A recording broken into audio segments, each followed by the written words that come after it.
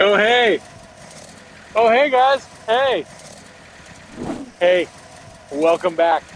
You know what time it is? It's time for a new project.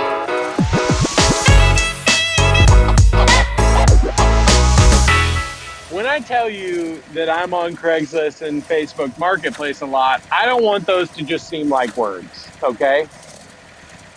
Because that's definitely not what it is. Do you hear that? That's a running, driving 71 Datsun 510. Now let me just get the door handle. Yep, like a old C10 pickup. As if you know me, you know I love weird cars, and the Datsun 510 is a car that I love. I once picked one out of this guy's backyard. I had my brown 1794 edition Toyota Tundra. I paid $800 for the car, and then I couldn't get it out. It was stuck underneath this porch, and I caused about $1,200 worth of damage to the side of my truck because of the blueberry bush that apparently took most of the paint off the side of my truck. But that's neither here nor there. Funny story. I ended up giving the car to my friend Alan Brown, who eventually had to come tow it out of there like a year later because I was like, "Hey man, I owe you money." He's like, "I'll take that 510. It's yours."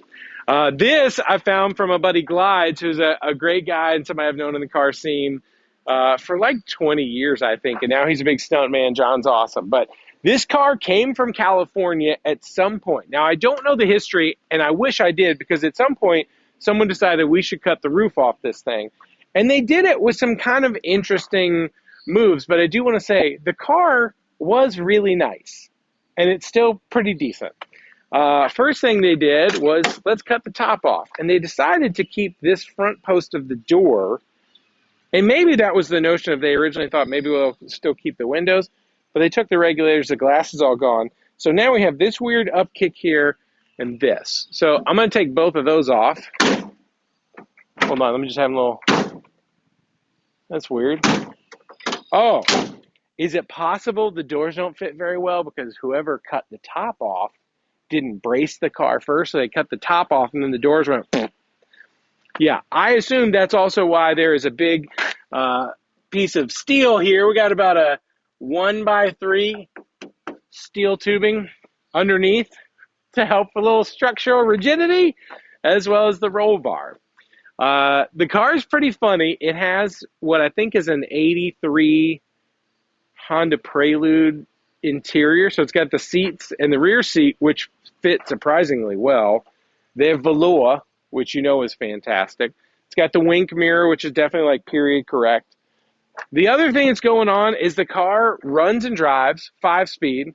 It's dumped on some coilovers, some no-name 13-inch tires. I love the wheels. I'm going to put some Continentals on there, which are certainly harder to find in 13, but I did it for my K-Van, so I might actually have those in the barn. We'll see. I definitely need a trunk because that's a bummer, but it also has the old school Monza exhaust, which I will eventually, of course, change and probably put like a MagnaFlow canister on there. But as you take a look around the car, it's pretty funny. I mean, I definitely think it needs some love back here.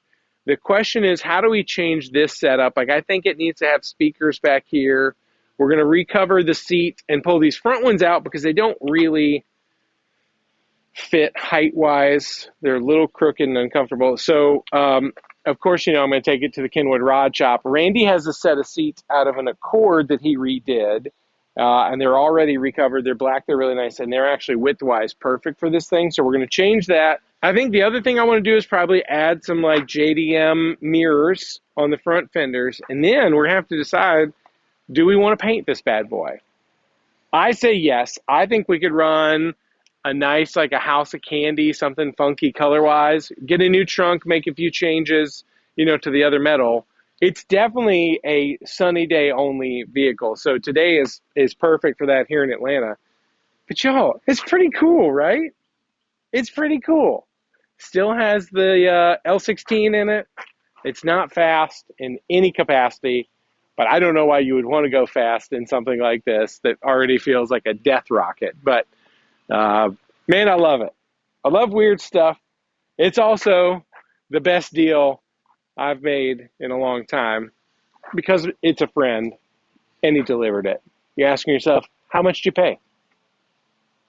Right? What would you pay? You know, a lot of people look at this and go, oh my gosh, that's priceless because it's a piece of crap and I wouldn't buy it. You're not wrong, but you are wrong. $2,000. $2,000 for a running, driving Datsun 510 on coilovers. It's hard to beat. I found this old steering wheel at Randy's. I put this on something at some point. I think it was on the step van when we were building it, and Randy said I could have it. Really, that's Randy being sweet, but I think it's his steering wheel. But I'll put it on because this other one's all wooden and cracked and busted up. And then who knows? Put a stereo in there. I will say in the short term, I've got this really cool Ryobi Bluetooth speaker that I got at Home Depot. It's awesome and better than most stereos I could put in here, so I'll probably just take that. But who knows? What do you guys think I should do? What color would you paint it? Would you go something funky, like a cool, like a sparkly gold, like a Aztec gold would be cool, purple, green? I just feel like this car deserves metal flake and a parade. That's all I got. Thanks for watching. Make sure you like, subscribe, share with your friends, especially if you got any Datsun nerds out there. I do need a trunk. Shout out to Ratson. They're helping me out. But man, do I love this thing. I could just shave the door handles and just Dukes of Hazzard it. Thanks for watching. See you next time.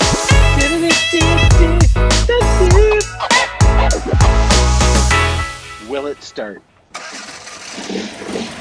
Hey! See you later. Honk honk.